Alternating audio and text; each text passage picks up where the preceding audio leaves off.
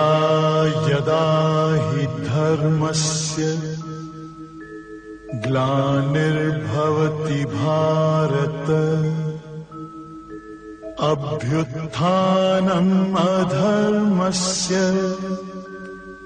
तदात्मानं सृजाम्यहम् परित्राणाय साधूनां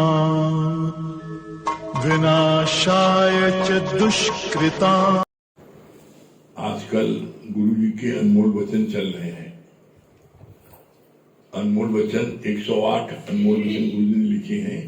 उनमें कल पढ़ा गया था 101 नंबर अनमोल वचन। क्या पढ़ा गया था? दौलत से जो सम्मान आदमी को मिलता है वो उसका सम्मान नहीं है, उसकी दौलत का सम्मान है। इसलिए तुम सत्कर्म पर चलकर इसे वैल्यूबल बनाओ। कल ये हुआ था। आज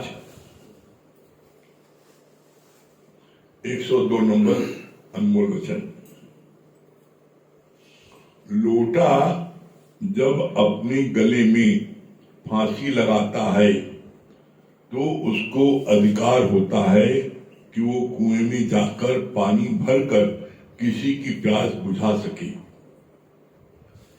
तुम भी पहले मरोगे तो किसी को ज्ञान से सुखी कर पाओगे।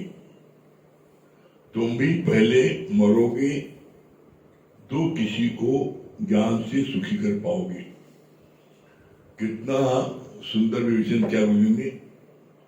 लोटा जब अपने गले में फांसी का फंदा लगाता है तो उसको अधिकार मिलता है कि वो कुएं में जाकर के पानी भर के किसी प्यास बुझाए। तुम्हारे को कोई व्यक्ति फांसी में न चढ़ाए, सब इतना कह दे अगर सत्संग टांग तोड़ देंगे। तुम सत्संग जाना बंद कर देते हो, ये कौन टांग तोड़वाए? या पति ने बोला तुम सत्संग गए ना, नबरा मरा को देखो, तुम देखो सत्संग लौट के आओ, जय खाए लेवे तो डर जाओगे। तो यहां पर गुरु जी ने बोला कि लोटे के गले में फांसी का फंदा पड़ा है, तब भी वो दूसरों की प्यास बुझाता है। तुम्हारे गले में तो फांसी फंदा नहीं पड़ा ना, सिर्फ लोग डायलॉग बोला मुंह से, डाला नहीं है, तब तुम सत्संग निष्काम कार्य बंद कर देते हो। अपने पूछो कि आप 24 घंटे में 24 मिनट किसी को गुरु के ज्ञान को जाकर के बताते हो, उसके दुख दर्द दूर करते हो? पूछो अपने से। एकमात्र किसी के दुख को दूर करने का परमानेंट इलाज ये ज्ञान सुनाना है। किसी को आप धन दे दो, दौलत दे दो, जमीन दे दो, दुकान मकान दे दो, कुछ भी दे दो, कितना दे दो, उसके बावजूद भी उसको परमानेंट सुख नहीं मिल सकता किसी चीज से। आप जो चीज दोगे समाप्त हो जाएगी, उसके भाग में नहीं है, निकल पाएगा। जब तक ज्ञान प्राप्त नहीं होगा, जब तक उसको परमानेंट सुख नहीं मिल सकता। आपने कोई गरीब है, आपने धन से मदद कर दी तो कुछ समय के लिए उसको राहत मिल गई, खुश हो गया।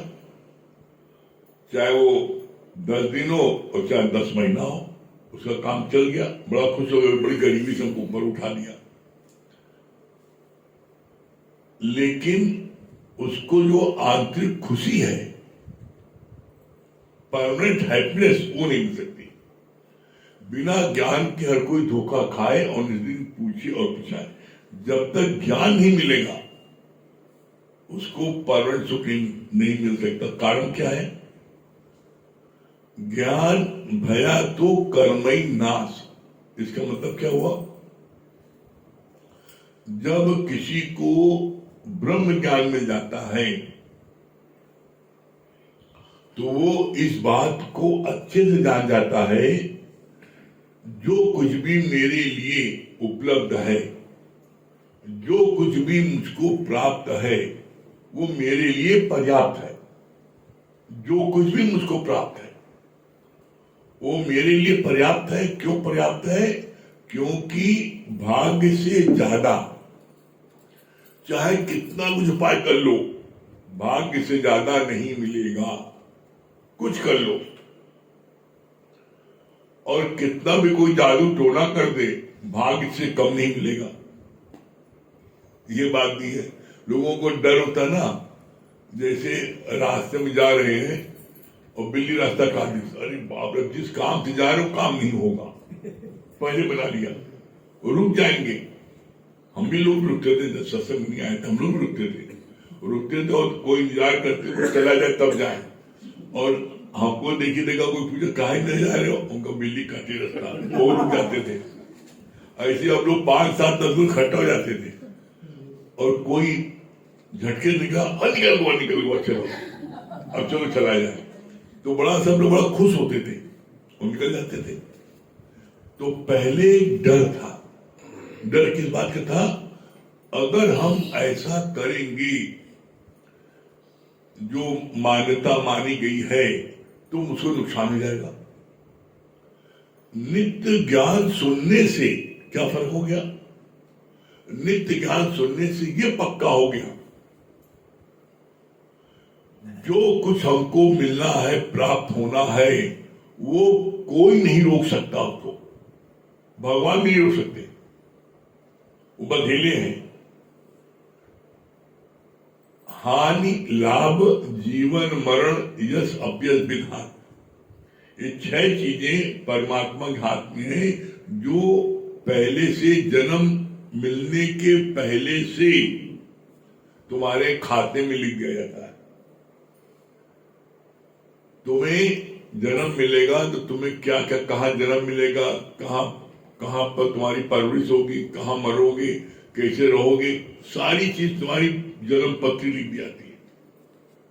और जो अच्छे पंडित हैं वो पूरी जन्म पत्री बना के दे भी देते हैं, पूरी घटना बता देते हैं कि आपके जीवन में इस समय ये घटना होगी, इस समय ये घटना होती है। सब है, ऐसा नहीं है हमारे यहाँ पर शास्त्रों में ये सब है। जिस दिन जिस समय जो घटना लिख देते वो घटना होती है। लेकिन ये जो घटना होती है ये सब किसके लिए है? ये सब है जो लोग ब्रह्म ज्ञान नहीं सुनते। जो ब्रह्म ज्ञान सुनते हैं वो जानते हैं, क्या जानते हैं? वो जानते हैं कि जो कुछ हो रहा है, जो कुछ धरती पर हो रहा है, करण करावन आप पे आप मानुष करने कछुआन, जो कुछ हो रहा है परमात्मा की शक्ति से वो चक्र चल रहा है, हो रहा है। कोई कुछ करने वाला नहीं है, कोई कुछ करने वाला नहीं है, सब कुछ अपने आप हो रहा है। और इसका प्रैक्टिकल आप देख लो, एक नहीं, हम आपको 100 चीजों को उदाहरण दिखा दें जो कि अपने आप हो रहा है। आप देख लो, बच्चा पैदा होता है, मां के गर्भ से आता है, अपने आप आता है, कोई उसमें इंजेक्शन लगा के पैदा करता है, अपने आप आता है। बच्चा जब आता है 1 बिलस्ती का होता है, 6 फीट का कैसे हो जाता है? तुम खींचते हो क्या? अपने आप बड़ा हो जाता है। आप देख लो उसको, बच्चे को उसके हर एक के नए नक्श अलग अलग है। पूरे वर्ल्ड में 7 अरब से ज्यादा लोग हैं, लेकिन कोई की शक्ल किसी नहीं मिलती। बताओ, ये इतना फरमा के बन सकता है, लेकिन भगवान ने बनाया है।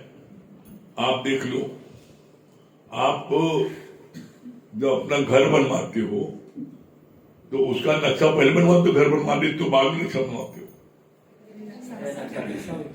पहले नक्शा बनता है। उसी तरीके से जो बच्चा आता है उसका भाग्य पूरा विधाता लिख देता, पूरा भाग्य उसका लिख जाता है। और हमने जैसा बताया, अच्छे पंडित लोग पूरी जन्म से लेकर मरण तक वो लिख देते इस दिन इस समय यहां मौत होगी और इस स्थान पर होगी। ऐसा भी हमने देखा, ऐसा कई लोगों का हमने उनके पूरी जन्म पत्ती में जो जो लिखा था हुआ। ये सारी बातें परमात्मा द्वारा रचित पहले से होती है, तो उसमें तुम क्या करोगे? अभी रात हो गई, बताओ हम लोगों ने क्या किया? अभी चांद निकला, तारे निकले, हमने क्या किया?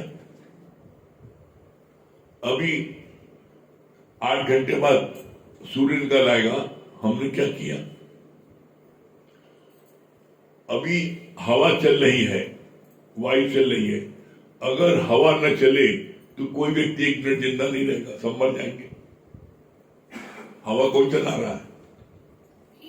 आप गर्मी लगती है तो आप पंखा चलाते हो, हाँकते हो, और उसकी हवा कैसी चल रही है आप देखो।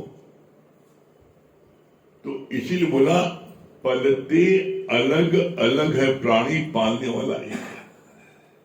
यहां पर जो सबसे मुख्य इस पॉइंट में जो दर्शाया गुरु जी ने, लोटे के गले में फांसी का फंदा है, उसके बाद भी लोगों की प्यास बुझा रहा है। तुम्हारे गले में फांसी फंदा नहीं है, तुम्हें सिर्फ कोई हुड़कता है, थोड़ा कड़ू वचन बोलता है, और तुम इस अच्छे कार्य से हट जाते हो, डर जाते हो। तभी गुरुजी ने जब सत्संग करने की बात आई तो गुरुजी ने परीक्षा ली और पूछा कि तुम सत्संग के लिए जा तो रहे हो, लेकिन अगर कोई तुम्हारे को 4 बात सुनाएगा, अपमान करेगा, गाली बकेगा, तो फिर गुरुजी हम उसका शुक्राना मानेंगे। क्यों? उसने हमको अपमानित किया, गाली बक्का, कम से कम मारा तो नहीं। अच्छा मान लो तुमको मारे तब गुरुजी उसका हम शुक्राना मानेंगे। मारा तो कम से कम हमारा हाथ पैर तो नहीं तोड़ा। अच्छा हाथ पैर तोड़ दे तब गुरुजी उसका शुक्राना मानेंगे हम। अरे हाथ पैर तोड़ा, जान से तो नहीं मारा, जान से मार दे तब। अरे बॉर्डर पर सोल्जर लड़ने जाते हैं तो क्या कहलाते हैं? शहीद। और दुनिया लोगों को पूछती है, तो उसी तरीके से गुरु कार्य हम भी शहीद हो जाएंगे। अगर किसी ने मार दिया तो गुरु कार्य शहीद हो जाएंगे। कहा बेटा आप जाओ, तुम सत्संग में इतना तैयार हो, इतना तुम तैयार हो। तो हाँ, यही चीज यहां पर हमें अपने मन से बात करनी है। मन से क्या बात करनी है कि हम तैयार क्यों नहीं हैं। आप खाली नहीं बैठ सकते, कुछ न कुछ करोगे, चाहे व्यापार करो, चाहे नौकरी करो, चाहे खेती बाड़ी करो, कुछ न कुछ तो जीविका पालने के लिए करोगे ना। खाली नहीं बैठोगे, कुछ करोगे। आप जो भी कार्य करोगे उसमें आपको जो धन दौलत मिलेगी, लेकिन आपके किसी न किसी कोने में खालीपन दर्शाएगा।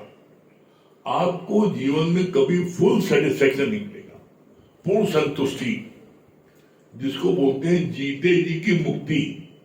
जीते जी की मुक्ति क्या है? जीते जी की मुक्ति है सर्व दुखों की निवृत्ति और परम आनंद की प्राप्ति। यही जीते जी मुक्ति। तो दुनिया का कोई कार्य कर लो, दुनिया का कोई व्यापार कर लो, कोई धंधा कर लो, आपको वहां से धन दौलत प्राप्त हो सकती है बहुत अधिक मात्रा में, और आप अधिक से अधिक richest man of the world हो सकते हो। लेकिन दादा भगवान ने क्या कहा, सगल सृष्टि का राजा भी दुखिया और प्रजा भी दुखिया। बोला सारी सृष्टि का जो राजा एक अकेला है वो भी दुखी है, सुखी नहीं है। क्यों? कितना भी बाहर की धन दौलत हो जाए उसके बाद भी उसको पूर्ण तृप्ति नहीं मिलेगी। पूर्ण तृप्ति क्यों नहीं मिलेगी? क्यों? क्योंकि ये नेचर है। नेचर क्या है? जिस चीज से आपकी उत्पत्ति होती है उस स्थान पर जब तक आप नहीं मिलोगे आपको संतुष्टि नहीं होगी, आपको आपके मन में वो आनंद की घंटी नहीं मिलेगी। इसीलिए आप देख लो, जिस चीज की जहां से उत्पत्ति होती है वो चीज वहां मिलने के लिए ललायित रहती है। कैसे? जैसे पानी की उत्पत्ति कहां से हुई है? पाताल से।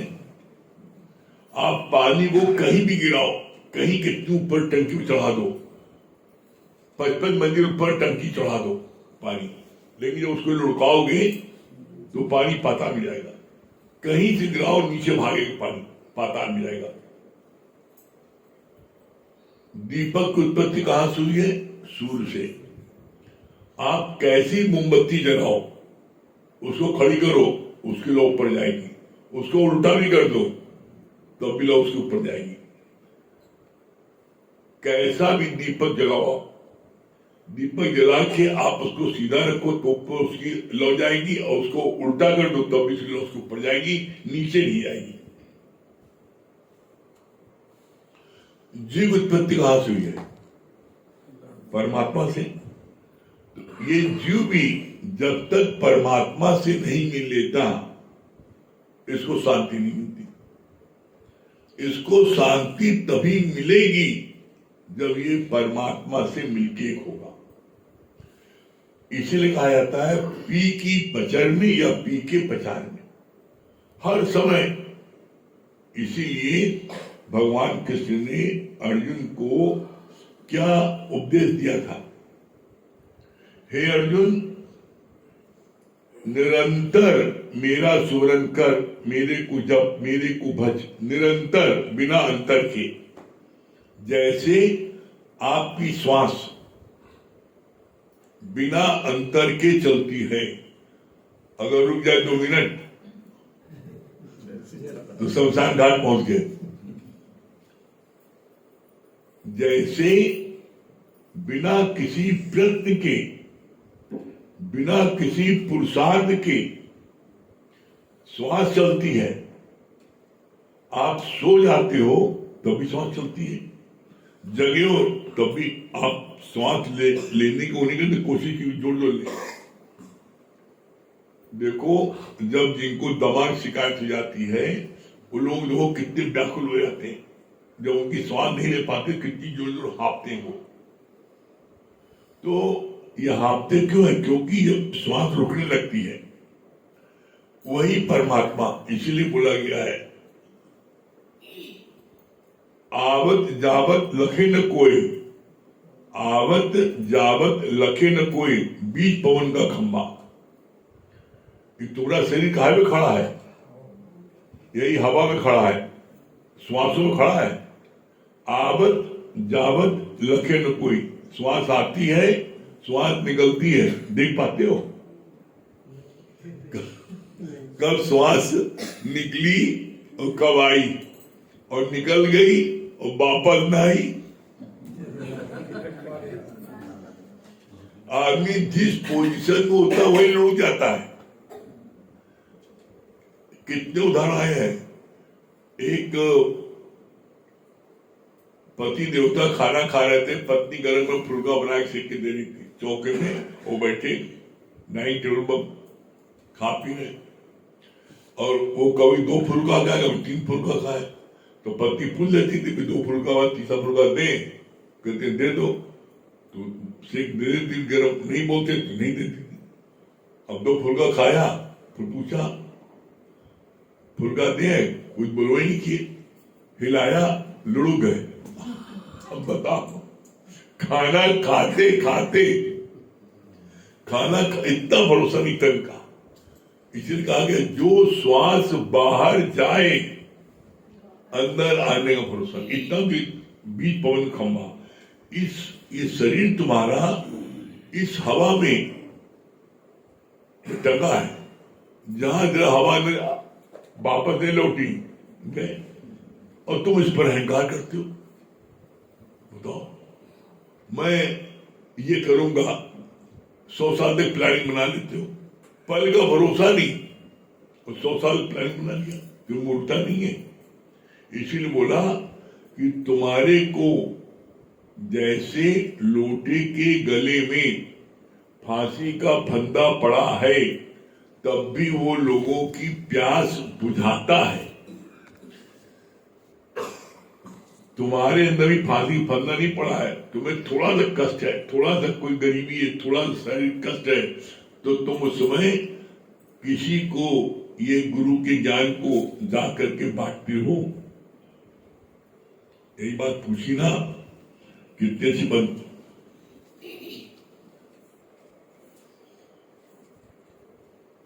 तुम भी पहले मरोगे तो किसी को ज्ञान से सुखी कर पाओगे?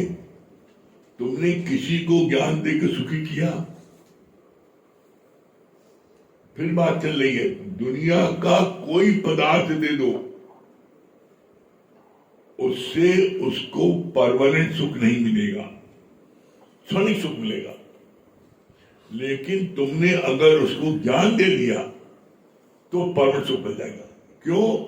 ज्ञान जब आदमी पा जाता है तो फिर वो परमात्मा की रजा में राजी हो जाता है, जो मेरे भाग में हमको भगवान इतना दिया, तो फिर वो पीछे नहीं भागता। और नहीं तो जब तक ज्ञान प्राप्त नहीं होता तब तक व्यक्ति जो है हमेशा दूसरों को देखता है, इसके पास ये मेरे पास नहीं है, कंपेयर करता है। और जब ज्ञान प्राप्त हो जाता है तो ज्ञान नहीं होता, मैं सब तरफ मैं ही हूं, मैं इधर भी हूं, मैं उधर भी हूं, तो मैं किससे कंपेयर करूंगा? जब ज्ञान हो जाता है तो ज्ञान होने के बाद में हम कंपेयर करना छोड़ देते हैं, दूसरा देखना छोड़ देते हैं। दूसरा देखना क्यों छोड़ देते हैं? क्यों? क्योंकि गीता में भगवान कृष्ण ने स्पष्ट शब्दों में लिखा है, एकहु श्याम बहुरूप धरो। वही एक श्याम के अलावा कोई दूसरा है ही नहीं, कोई दूसरा नहीं है। तुम्हें बाहर के आकार से ऐसा लगता है दूसरा है, बाहर के आकार से। कैसे? इसका मुझे बड़ा अच्छा प्रमाण दिया। जैसे मट्टी से आप गणेश लक्ष्मी बनाते हो, और मट्टी से आप सुराही बनाते हो, झज्जर बनाते हो, कढ़ाई बनाते हो, सकोरा बनाते हो। मट्टी से चिलम बनाते हो, हुक्का बनाते हो। मिट्टी से सब चीज बनती है, और उन सारी मट्टी को तोड़ दो, क्या निकला? मट्टी। वो कुल्हड़ कहाँ गई, प्याली कहाँ गई, सुराही कहाँ गई, गणेश जी की मूर्ति कहाँ गई, हनुमान की मूर्ति कहाँ गई? वो उसका ऊपरी आवरण था जो तुम्हें दिख रहा है। तुमने कारण नहीं जाना। कारण क्या है? मट्टी। मट्टी से सारी चीजें बनी। इसी तरीके से मुझे बोला सोने के लिए, सोने की चाहे तुम बाली बनाओ, चाहे अंगूठी बनाओ, चाहे नेकलेस बनाओ, चाहे करदनी बनाओ, चाहे पायल बनाओ, कुछ भी बना लो, सोने से आपने 1000 आइटम बना लिया। और 1000 आइटम को आप बोलते हो भी हमें अंगूठी दिखाओ, हमें कान के बाली दिखाओ, हमें नेकलेस दिखाओ, गले का हार दिखाओ, आप लेते हो। और हर एक का रूप रंग अलग अलग है। सारे हार को गला दो, क्या बचा? शरीर क्या है? मट्टी।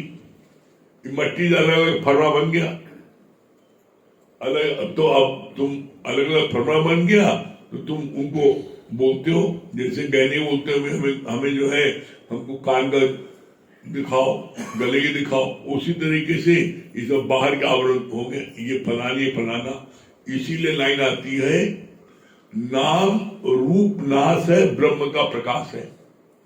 नाम रूप नाश क्या है? तुमने गले का हार लिया या कान का तुमने लिया नेकलेस या वो लिया, हाथ का कड़ा लिया, अंगूठी ली, तुम अलग अलग नाम बोल रहे हो और अलग अलग सबका रूप है। अंगूठी का अलग है, कड़े का अलग है, गले का हार अलग है, अलग अलग उसका रूप भी है। अब जब आपने सोना गला दिया तो अब करधनी गायब, बाली गायब, गले का हार गायब, जो उसका नाम था वो नाश हो गया और उसका आकार वो नाश हो गया। इसीलिए कहा जाता है नाम रूप नाश है, ब्रह्म का प्रकाश है। ब्रह्म क्या है? सोना, जो तत्व है। तो तत्व पर अगर तुम्हारी नजर होगी, तत्व पर नजर होगी तो तुम कहीं नहीं अटकोगे, और जब तुम्हारी तत्व पर नजर नहीं होगी तो तुम अटक जाओगे। कैसे? जैसे पिक्चर देखने जाते हो, तो उसमें जो कलाकार अपनी एक्टिंग करता है, उसकी एक्टिंग से प्रभावित होकर के तुम क्या करते हो? तुम रोते हो या हंसते हो? दोनों चीज होती है। कब हंसते रोते हो? जब तुम कलाकार की एक्टिंग देखते हो। अब कलाकार की तुम एक्टिंग न देखो, तुम्हारी नजर पर्दे पर हो, तो क्या तुम पिक्चर से प्रभावित होगे? इसी तरीके से यहां पर तुम्हें चेक करना है, तुम्हें देखना है कि तुम किससे प्रभावित हो रहे हो। तुम लोग प्रभावित हो रहे हो, कोई व्यक्ति विशेष है, वो तुम्हारे को अपमान कर रहा है, प्रभावित हो गए, तुम्हारा मान कर रहा है, प्रभावित हो गए। तो बोला मान अपमान ये तो वही है। कैसे है? ये जीवन के पहलू है।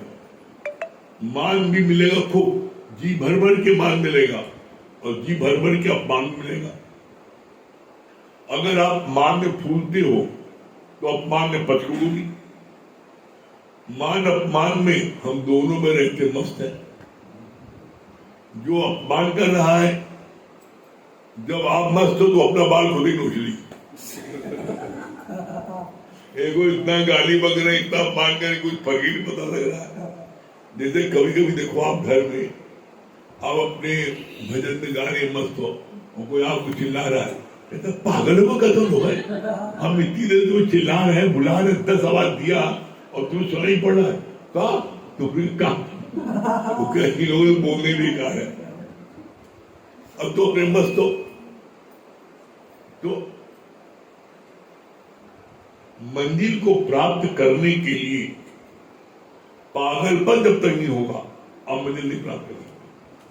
और आप देख लो, कोई व्यक्ति भी जो है, जो व्यक्ति भी बुलंदी तक पहुंचता है, उसके लिए पागलपन आ जाता है।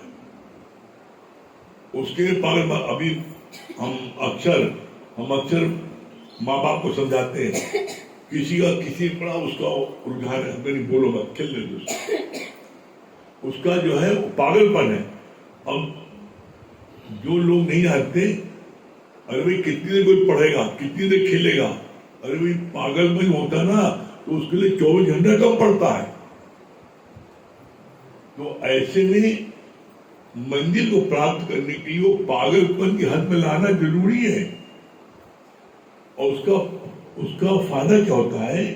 जब आपको तो पागलपन हो जाता है तो आपको समय का पता नहीं लगता, आप उस चीज में एकदम डूब जाते हो। और जब डूब जाते हो तो बोला नहीं, समुद्र में डूबने पर ही हीरे मोती मिलते हैं, ऊपर नहीं मिलते, ऊपर खोखले मिलते हैं। अब तुम्हें खोखे चाहिए, हीरे मोती चाहिए, उसके लिए डूबना पड़ेगा। जैसे समुद्र में डूबोगे तो हाँ हीरे मोती पाओगे, उसी तरीके से ये ब्रह्म ज्ञान में डूबोगे तो तुम्हें ज्ञान के हीरे मोती मिलेंगे। वो हीरे मोती जो है समुद्र से मिलेंगे, वो तुम्हारे बाहरी आडंबर को सजाएंगे, बाहरी मान सम्मान बढ़ाएंगे। जो ज्ञान के हीरे मोती मिलेंगे वो आपके अंदर सजावट करेंगे। इसीलिए लाइन आती है, जिनको ये ज्ञान के हीरे मोती मिल जाते हैं तो उनके लिए क्या होता है, बाहर से कुछ सूझत नहीं, अंदर बरसे नूर। वो हर से अपनी मस्ती में होती। देखो आप संतों को देखो, वो हमेशा मस्त रहते, हमेशा मस्त मुस्कुरा रहे, मस्ती बैठे। लोग कहते साला बड़ा खाए, बहुत माल पानी खाए। वो माल पानी नहीं खाए, वो ज्ञान से मस्त है। जीवन में आज तक कोई एक व्यक्ति ऐसा है कि चाहे कितना भी उसको खाने को मिल जाए, पीने मिल जाए, अरे ये पेट इतना साधु है, पेट ये एक रोटी एक्स्ट्रा नहीं बर्दाश्त कर पाता। इसी सीख लो भाई कि तुम दावत में जाते हो तो तुमसे लोग जिद देखते हो, खा लो एक महीने का। अरे इतना बढ़िया माल पानी मिला, चमचम रसमलाई दूध सब खा लो एक महीने का, एक महीने अपना मत खाओ घर में। लेकिन भगवान ने कुदरत की दीन देखी। आप भगवान ने कैसी रचना की है कि आपका पेट एक एक्स्ट्रा रोटी बर्दाश्त नहीं कर पाता। कभी कभी देखिए, कभी ऐसा जीवन में हर एक हुआ होगा, कभी आप किसी कारण से, चाहे लालच में या कोई अच्छी लगी या किसी प्रसन्न में आप ज्यादा खा गए तो रात में नींद नहीं आ पाती, बेचैनी रहती है। और जब तक हलक उंगली डाल के निकालना दो तब तक चैन नहीं पड़ता, उबासी होती है। और जब हलक उंगली अब बड़ी शांति मिली। यहाँ जितने बड़े कोई, चाहे कोई जितना सीधा बन जाए, सब ऊपर बीती है, सब बीती है, हाँ, सब बीती। इसलिए कहा गया ये ज्ञान जो है अनुभव अज्ञान उज्ज्वलता ज्ञान, ये प्रैक्टिकल हर चीज को देखा हुआ यहाँ पर है। तो ऐसे में बोला भगवान ने, बुद्धिमान कौन है जो गलती को न दोहराए, उसे इंसान कहते हैं, उसे भगवान कहते हैं। गलती हो गई, एक बार तुमने जो है अच्छा बना है, तुमने ज्यादा खा लिया, तुमको उल्टी करनी पड़ी, तकलीफ भई, तो अब उस बात से तुम सबक सीखे, तो उसके बाद तुम ज्यादा नहीं खाते, अलर्ट हो गए। बिना ज्ञान के तुम कितनी बार धोखा खा चुके हो, तब कहानी ज्ञान देते हैं। एकमात्र ब्रह्म ज्ञान ऐसा है, इसको बांटो या आप दुनिया का कोई व्यापार कर लो। दुनिया का व्यापार करने पर आपको धन दौलत, वैभव, संपन्नता, बाहर के जितने दिखने वाली चीजें सब मिल जाएंगी। कोठी हो जाएगी, बंगला हो जाएगा, गाड़ी घोड़ा हो जाएगी, नौकर चाकर हो जाएंगे, सब चीजें हो जाएंगी बाहर। लेकिन अंदर एकदम आप खाली रहोगे। और आप यही ज्ञान बांटोगे तो आप बाहर से कुछ नहीं रहेगा, बाहर से पता लगे टूटी झोपड़ी है, लेकिन अंदर बरसों आप हमेशा मस्त रहोगे, खूब साउंड स्लिप्स होंगे, खूब साउंड हेल्थ रहेगी, बहुत ही हर कार्य बड़े इत्मीनान से, बड़े आहिस्ते से करोगे। जितना ज्यादा धन दौलत होगी उतनी ज्यादा हड़बड़ाहट होगी, उतना ज्यादा आपके अंदर में क्या होगा। देखो आप जितने भी पैसे वाले, किसी को देख लो, जितने पैसे वाले हैं वो हमेशा ठंडा खाना खाते हैं, टिफिन में ले जाते हैं, खाना खाते हैं, फैक्ट्री में जाते हैं, गर्म खाना कोई नहीं खाता। और जब खाते हैं देख लो आप, बाहर देख लो क्या होता है, 3 फोन बज रहा है, एक खाना वो आपका वो कर रहे हैं, खाना मुश्किल, फोन में बात कर रहे हैं। अरे भाई 10 मिनट खाना खा लो चैन से, तो 10 मिनट यहाँ 10 लाख खा लो जाएगा। मतलब वो खाना भी चैन से नहीं खाते, 2 मिनट भी इत्मीनान से नहीं बैठ नहीं सकते हो। इसलिए मुझे कहते हैं कि कभी तुम अपने सामने अपने को मार के देखो, अपने सामने अपने मार के देखो, देखो सृष्टि चलती नहीं। अपने सामने तुम कुछ मत करो, लेट गए चद्दर ओढ़ के, और देखो सृष्टि चलेगी नहीं। जो तुम्हारे अंदर ये बड़ा घमंड है मेरे बिना सृष्टि नहीं चलेगी, तो भगवान ने चद्दर ओढ़ के लेट जाओ, और देखो चलती नहीं। एक माँ को बड़ा अहंकार था कि हम खाना नहीं बनाएंगे तो सब लोग भूखे मर जाएंगे, भूखे होंगे, बड़ा तकलीफ होगी होगा। बोले आज हम तुमसे कहते हैं चद्दर ओढ़ के लेट जाते, काम मत करना करो। ओढ़ के लेट गई, पता लगा वो दिन लौटे बच्चे को बढ़िया बाहर का माल पानी ले गया, खाई पी। पूजी कैसा रहा, बच्चों को आज बड़ा मजा आ गया। आज हम लोग खूब बढ़िया अपने मन पसंद, हमारे ठूस ठूस खिलाती वही दाल चावल रोटी, आज हम लोग अपने मन पसंद खिलाए। मैं देखो तुम्हारे मरे से लोग खुश नहीं दे रहा, दुखी हुआ। तुम्हारे मरने जो खुश होते दुखी नहीं होंगे। तो इसलिए जीवन में कभी भी ये मत सोचना हमरे बिना काम ही चलेगा, नहीं। करण करावन आपे आप, मानुष करने का मनुष्य काम में कुछ नहीं है, सब कुछ कोई परमात्मा करने वाला है।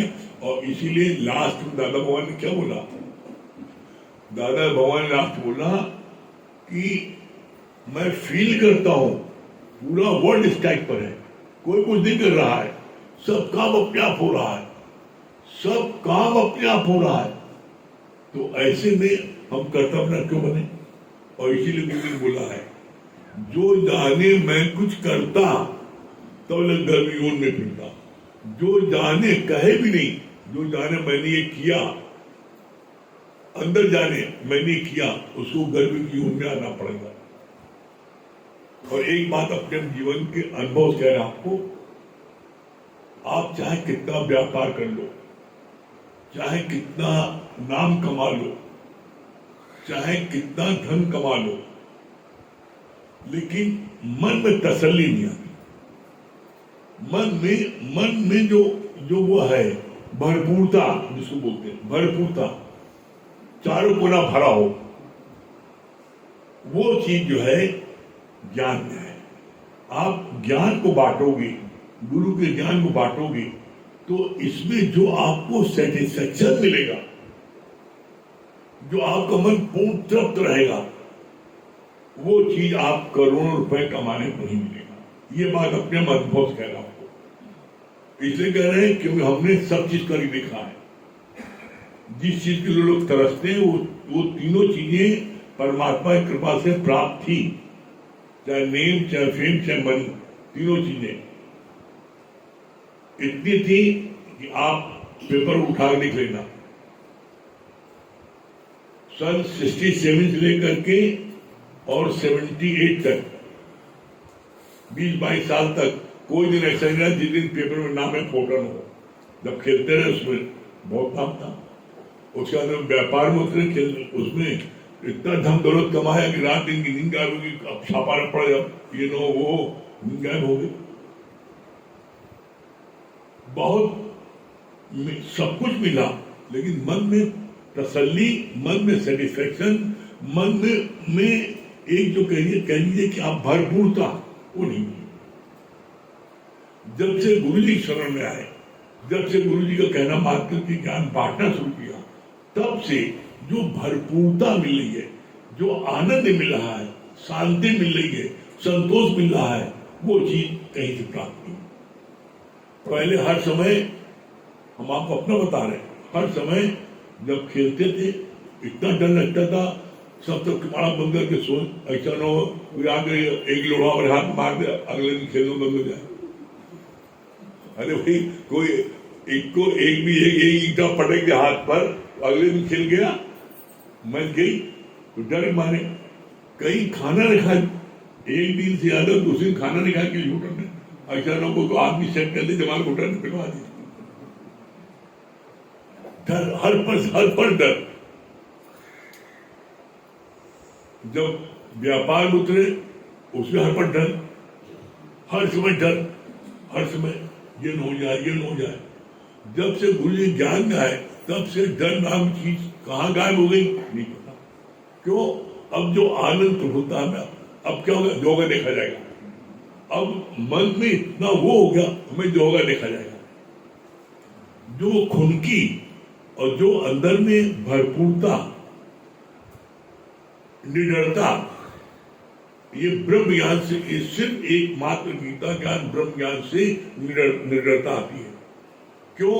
यहां हम जानते हैं तेरा कुछ न बिगड़ेगा सतगुरु शरण आने के बाद, और हर खुशी मिल जाएगी कर्मों में जुट जाना। अंत कोई कुछ बिगाड़ नहीं सकता। कैसे नहीं बिगाड़ सकता? जैसे जब युद्ध हुआ तो उस समय जब बाण मारते थे लौकुश को, तो लौकुश के चारों तरफ सुरक्षा चक्र बन जाता था, वो बाण को नमन करके लौट जाता था। उसी तरीके से कोई कितना बाण मारे, कैसा बाण मारे, गुरु का सुरक्षा चक्र बन जाता है, आपको पर बन जाएगा, और कोई बाण आपको भेज नहीं सकता। लेकिन किसके? जो गुरु की शरण आता है। इसलिए कहा जाता है गुरु जो है हमारा अनल पक्षी तरह हमारी रक्षा करता है। अनल पक्षी क्या है? अनल पक्षी जो है आकाश में अंडा देता है, बच्चा देता है, आकाश में देता है, और धरती पर आने के पहले वो अपनी आंखों से उसको सीखता है, तो वो अंडा आकाश से नीचे धरती में गिरने के पहले अंडा फट जाता है, बच्चा निकल उड़ने लगता है। उसी तरीके से गुरु हमारी अनंत पक्षी का रक्षा करता है। चाहे कहीं रहे, गुरु जो है अनंत पक्षी का रक्षा करता है। और ये चीज जितने यहां बैठे हैं, हर एक ने अपने जीवन में चीज अनुभव किया होगा।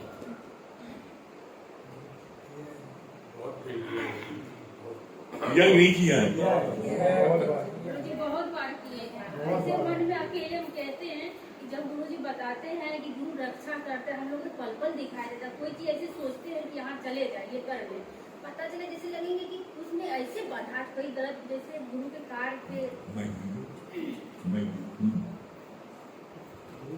मतलब ये जो है, मतलब ये जो है ना, ये अनुभव ज्ञान है। यहाँ जितने बैठे हैं, कोई एक व्यक्ति ऐसा नहीं होगा जिसके जीवन में ऐसी घटना घटित हो। जब आपने महसूस किया हो कि गुरु ने रक्षा की है, आपने जब गुरु आह्वान किया, गुरु जी बचाए लो, तुरंत पता लगा सब मामला गायब हो गया। हरिओम गुरुजी, सच में हम लोग बहुत बार ऐसा महसूस किए हैं कि जैसे लगता है कि गुरुजी सच में रक्षा करते हैं। जैसे मतलब जिस समय हम कोई ऐसा ख्याल आता है, लगता है कि गुरुजी आप जानो, तो इस समय लगता है हम तो रोड पे भी जाते हैं, जैसे आंख बंद कर ले, बिल्ली जैसे आपने दृष्टांत बताए, तो शुरू में जब हम आने लगे, तो जब भी हम जैसे रास्ता चलते थे ना, कहते आज तो बिल्ली डट गई है, जो होगा देखा जाएगा। आज देखते हैं भगवान में शक्ति है कि ये उस टाइम है क्या है। लेकिन हम लोग घर जब सुरक्षित आ जाते तो कहते भगवान आपका लाख लाख शुक्राना, हम लोग तो सही से आ गए। ऐसी कोई भी बात, ऐसे कहीं बिना सत्संग के जुड़े कहीं हम निकलना चाहते हैं तो जैसे लगता है कोई बाधा आ जाते हैं, जैसे भगवान जैसे लगता है गुरु जी रोक लेते, कोई न कोई कार में फंसा देंगे, मतलब कभी हम लोग सत्संग से बाहर हो ही नहीं सकते। ऐसा लगता है गुरु जी आपका एकदम चक्र छाया जो है, सच में गुरु जी एकदम घेर के रखा। बस इतना ही, मैं सत्संग की बात करो, सत्संग सुनो, सत्संग करो, घर करो, इससे बाहर हो ही नहीं सकते। ऐसे लगता है कि आप हमेशा हर पल रक्षा करते हैं। आज की सत्संग दिल को छू लिया, कितना पॉइंट बताएंगे, लेकिन एक चीज बताते हैं कि सच में यहाँ पे आने के बाद भय जो था, डर था, जो खालीपन था, ये सब चीज गुरुजी आपकी कृपा से जैसे लगता है चला गया है। आनंद, शांति, भरपूरता आपने, आपका ज्ञान से हम लोग के जीवन में आ गया है। आज भी कहीं जाना हुआ था तो उनके यहाँ गए, आधा घंटा आपके ज्ञान, गुरु जी की कृपा से ज्ञान बताए, वो फूट फूट के रोने लगी, इतना फूट फूट के रोई, इतना रोई। किसी को गला जब लगाते हैं, उसको सहराते हैं आपके ज्ञान से, उस समय सच में इतनी आनंद आता है कि क्या बात, इसको बयान नहीं कर सकते गुरुजी, बस महसूस करते उस पर। अब ऐसा लगता है कि कौन चीज इसको दे दे कि इनको अंदर में ये खुशी आ जाए, ऐसे मन में इतना आने लगता है। सब आपकी कृपा है। अब मन में यही होता है जो आप बताए ना, आप तो ज्ञान सुना सुना के ऐसा मन में होता है कभी इस दर को छोड़े, जैसे कहे ना कि जूता के नोक पे भी गुरु आप देंगे ना तो ये सब स्वीकार कर लिए, चाहे मारेंगे पीटेंगे रहेंगे यहीं पे, और जैसे कहे शहीद हो जाना है। तो सच में आप कह के पक्का कर दिया, अब डर भर नहीं लगता है, जो होगा देखा जाए। बाकी हम इसीलिए तो बोलते हैं एक बिहारी 100 भारी। सब आपकी कृपा है, बस आप अपना ऐसे भारी नहीं होंगे जब तक आप हाथ पकड़े न रहेंगे, ये भी मत हाथ पकड़े रहिएगा तब। एक सुना दो। सभी को हरिओम राम राम। देखिए, कुछ ना बिगड़ेगा तेरा सतगुरु शरण आने के बाद, और हर खुशी मिल जाएगी चरणों में झुक जाने के बाद। आज जो भी व्यक्ति गुरु के पास आ गया, गुरु की शरण में आ गया, उसका कुछ भी नहीं बिगड़ा है, उसको सर्वथ ही प्राप्त हुआ है सब कुछ, उसका जीवन सफल हुआ है, उसके जीवन में बदलाव आया है। हम सब वाकई इस धरती में बहुत भाग्यशाली हैं कि हमको ऐसा सच्चा दरबार, ऐसा सच्चा गुरु मिला है। कहते हैं कि 3 प्रकार की कृपाएं होती हैं। पहली कृपा परमात्मा की, जो हमें एक तन दिया, मनुष्य तन मिला। दूसरी कृपा होती है जो हमें एक सच्चा सतगुरु मिला। और तीसरी कृपा होती है हमारी अपनी कृपा। हम जितनी अपने ऊपर कृपा करते जाएंगे और अपने ऊपर जितनी मेहनत करते जाएंगे, हमें मंजिल उतनी ही करीब दिखती जाएगी और आनंद की अनुभूति होती जाएगी। आइए इसी पर गुरु पर एक बहुत अच्छा सा भजन है, गाते हैं। गुरु शरण में आए, सर को झुकाए, करके हृदय से वंदना मोती पाए। गुरु शरण में आए, सर को